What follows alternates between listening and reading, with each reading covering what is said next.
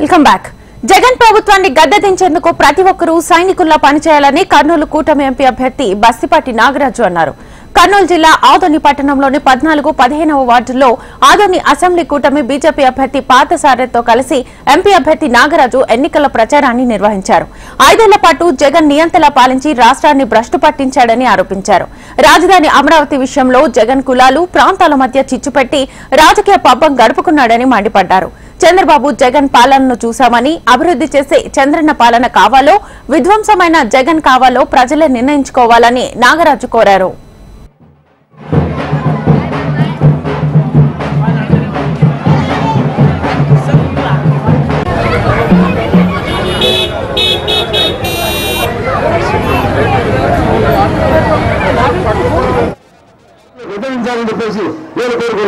అంతేగాక ఇక్కడ అసెంబ్లీ అభ్యర్థులటువంటి ఉమ్మడి అభ్యర్థులటువంటి బీజేపీ అభ్యర్థులటువంటి పాఠశాల డాక్టర్ గారికి, అలాగే లోక్సభ అభ్యర్థులటువంటి పంచనాలు నాకు నేను రైతు సామాన్య రైతు కుటుంబం చేసినటువంటి తెలిసిన కాబట్టి మా ఇద్దరిని ఒక్కసారి గెలిపించేవాళ్ళు ఎలా ఉంటుందో ఈ ఆదాయం పెట్టడానికి.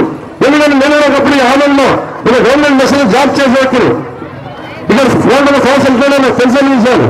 కాబట్టి మా ఇద్దరిని ఒక్కసారి సెలెక్ట్ చేసుకుంటే పరిపాలన ఎట్లుంటుందో ఒక జోరజుల వారిగా మా ఇద్దరు కాంబినేషన్ లో లోక్సభ నుంచి ఏమైనా బీజేపీ అభ్యర్థి కాబట్టి సెంటర్ లో బీజేపీ అడగాల్సింది తెలుగుదేశం పార్టీకి మా ఇద్దరు కాంబినేషన్ లో ఈ ఆదాయాన్ని అభివృద్ధిలో పరుగులు పెట్టిస్తామని చెప్పేసి ఈ సభాముఖంగా తెలియజేస్తున్నాను నేను. కాబట్టి సోదరులారా అంతా దయచేసి మా ఇద్దరు మేము ఎమ్మెల్యే నుంచి ఒక్కసారి మాకు అవకాశం ఇవ్వండి. ఎందుకంటే వయసులో చిన్నవారు పరిపాలనలో ఏం ఉంటుందో ఒక్కసారి మమ్మల్ని చూడండి.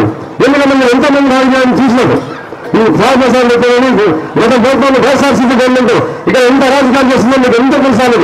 రాష్ట్రమే నివాసం చేశారు, విధ్వంసకర పరిపాలన చేశారు. 14 లక్షల కోట్లు అప్పులు చేసి ప్రతి వ్యక్తిగా 2,20,000 రూపాయలు అప్పులు చేసి పెట్టారు. కాబట్టి ఆయన గవర్నమెంట్ పాలించాలంటే మా అందరం కలిసి ఏమి రాజకీయ ఒక్కసారి చంద్రబాబు గారి నేతృత్వంలో ఆయన ముఖ్యమంత్రి చేసుకొని పైన భారతీయ జనతా పార్టీ నేతృత్వంలో నరేంద్ర మోడీ గారు భారత జాతితో ప్రధానమంత్రిగా చేసుకొని లోక్సభలో 2 అసెంబ్లీ అభ్యర్థులను పంపిస్తూ అభివృద్ధికి మారుతారు. ఇతర ఆదాయాన్ని స్థితిగతులు మారుస్తామని చెప్పేసి తెలియజేస్తూ సెలవు తీసుకుంటున్నారు.